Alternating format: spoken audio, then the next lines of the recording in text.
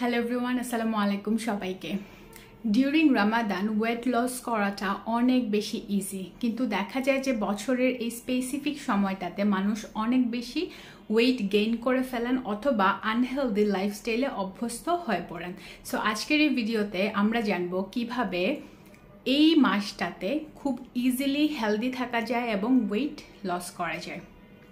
So wait লুজের যে প্রসেসটা সেটা খুব একটা কমপ্লেক্স না। আমরা যদি একটু কেয়ারফুলি চিন্তা করি এবং কেয়ারফুলি যদি মিল প্ল্যানটা করি, ঘুমানোর টাইমটা যদি ফিক্স করি, একটু এক্সারসাইজ করি, তাহলেই কিন্তু ওয়েট লস করা অনেক ইজি। ফার্স্টেই আসি ইফতার কিভাবে করবেন। ইফতার আপনি সাদা পানি দিয়ে স্টার্ট করতে পারেন, সাথে দুটো খেজুর রাখতে পারেন। আর যদি একটু বেশি মনে হচ্ছে যে ক্ষুধা ক্ষুধা আছে, সেক্ষেত্রে আপনি টক দইয়ের সাথে বিভিন্ন ধরনের ফ্রুটস, সিডস, নাটস এগুলো অ্যাড করতে পারেন। একটু সময় নিয়ে সব অ্যাক্টিভিটিস শেষ করার পরে আপনি চাইলে কিন্তু একেবারে ডিনার করে ফেলতে পারেন। আর ডিনার যদি নাও করেন তাহলে অল্প কিছু খাবার আপনি খাদ্য তালিকায় যুক্ত করতে পারেন। ইফতারের সময় অনেক বেশি খেয়ে ফেলা, এই কাজটা থেকে বিরত থাকতে হবে। চিনিযুক্ত শরবত বা পানীয় বাদ দিয়ে সাদা পানি অথবা কোনো ফলের রস দিয়ে তৈরি করা জুস খেতে পারেন।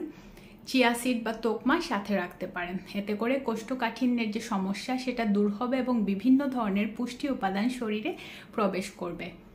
ছোলা দিয়ে কোনো স্যালাড বানাতে পারেন অথবা স্যালাডের যে ইনগ্রিডিয়েন্টস আছে সেগুলো দিয়ে স্যালাড বানাতে পারেন। স্যালাডের সাথে প্রোটিন রাখতে পারেন, ফর এক্সাম্পল ডিম অথবা সেদ্ধ মাংস।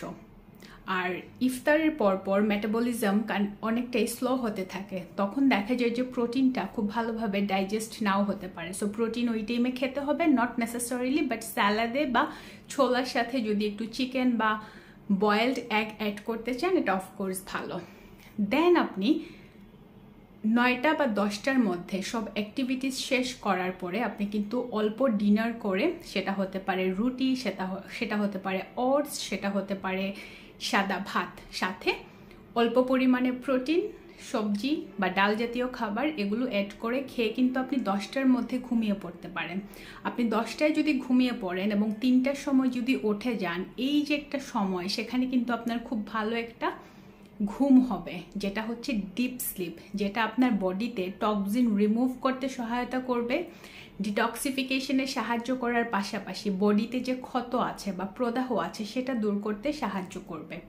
আর যেহেতু সারাদিন রোজার টাইমে আপনি পানি না খেয়ে থাকছেন, সেক্ষেত্রে ইফতার থেকে সেহরির আগ পর্যন্ত বা ডিনারের আগ পর্যন্ত আপনাকে একটু পানি খেতে হবে পরিমিত পরিমাণে, সো দ্যাট আপনি ডিহাইড্রেটেড না হয়ে যান, ইউরিন ইনফেকশন যাতে না হয় বা কিডনিতে কোনো ধরনের সমস্যা না হয়। তাই ইফতারের সাথে সাথে অনেক বেশি ভাজা পোড়া খাবার খেয়ে ফেলা, এগুলো থেকে বিরত থাকতে হবে। সাদা পানি দিয়ে শুরু করুন এবং অল্প অল্প করে খাওয়া শুরু করুন, চিবিয়ে খান এবং পর্যাপ্ত পরিমাণে পানি ডিনার পর্যন্ত পান করতে থাকুন। আপনি রাতে যদি 9টা বা 10টার মধ্যে সব অ্যাক্টিভিটিস শেষ করে ঘুমিয়ে পড়েন, আপনি সেহরির টাইমটাতে উঠে অল্প পরিমাণে খাবার খেয়ে নেবেন। সেহরিতে খুব বেশি খেতে হবে, এই ধরনের মেন্টালিটি থেকে সরে আসতে হবে।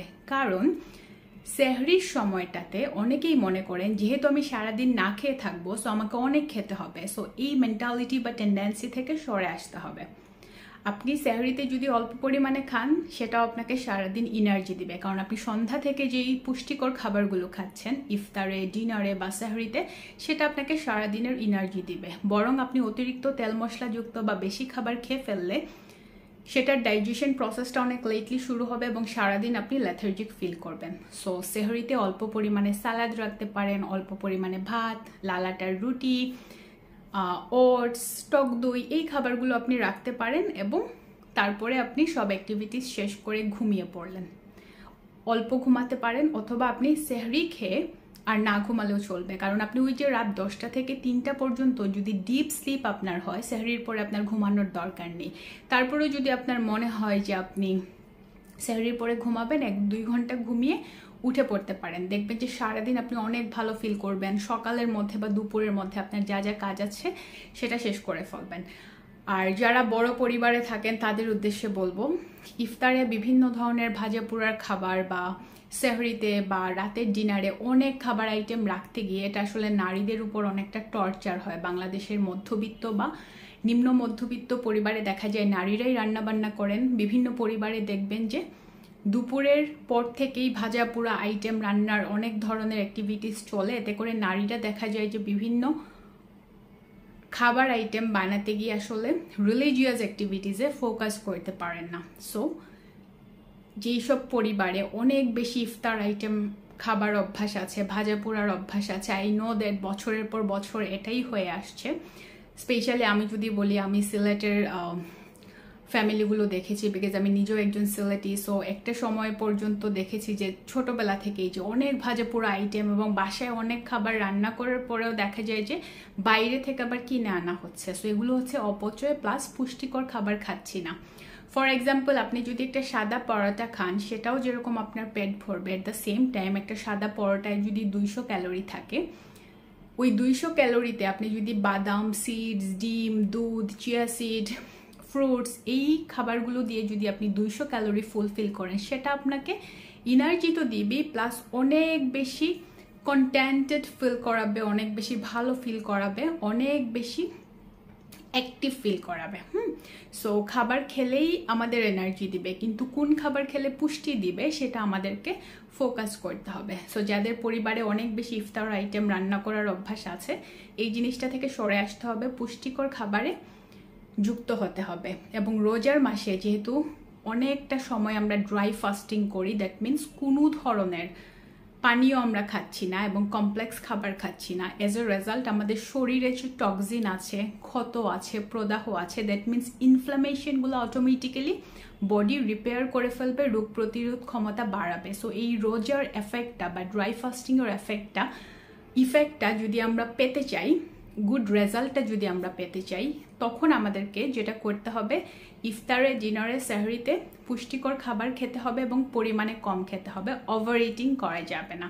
সেকেন্ডলি, রাতে যদি আর্লি ঘুমানোর অভ্যাস করেন, এটা আপনার রামাদানের পরেও অন্যান্য মান্থগুলোতে একটা হ্যাবিটে পরিণত হবে, আপনি অনেক এনার্জেটিক ফিল করবেন। অ্যান্ড থার্ডলি, এই যে আপনি না খেয়ে থাকছেন, এই যে পুষ্টিকর খাবার খাচ্ছেন, এই যে রাতে আর্লি ঘুমাচ্ছেন, এটা আপনার ওজন কমাতে অনেক অনেক বেশি সাহায্য করবে। সো যারা ইফতারে প্রচুর পরিমাণে খেয়ে ফেলেন, অস্বাস্থ্যকর খাবার খান, আপনারা এই মান্থটাকে ওয়েট লসের একটা জার্নি হিসেবে ট্রিট করতে পারেন এবং রোজাতে 10 থেকে 15 কেজি ওজন ইজিলি কমিয়ে ফেলা সম্ভব। বিকজ আপনি যখন লং টাইম ফাস্টিং করছেন, ড্রাই ফাস্ট করছেন, তখন আপনার বডিতে গ্রোথ হরমোন একটা প্রডিউস হবে বা সিক্রেশনটা বাড়বে, as a result weight loss করাটা অনেক ইজি হয়। প্লাস আপনি স্বাস্থ্যকর খাবার খাচ্ছেন, রাতে আর্লি ঘুমাচ্ছেন এবং অন্যান্য অ্যাক্টিভিটিসের পাশাপাশি যদি 20 থেকে 30 মিনিট হাঁটা চলাফেরা করেন, ব্যাক টু এক্সারসাইজ করেন ইফতারের পরপর, সেটাও আপনাকে ওয়েট লস করতে সাহায্য করবে। এবং পুষ্টিকর খাবারে অভ্যস্ত হতে হবে, বেশি খেয়ে ফেলা যাবে না। সবাই ভালো থাকবেন। আসসালামু আলাইকুম সবাইকে। I will see you in the next video. আল্লাহ হাফিজ।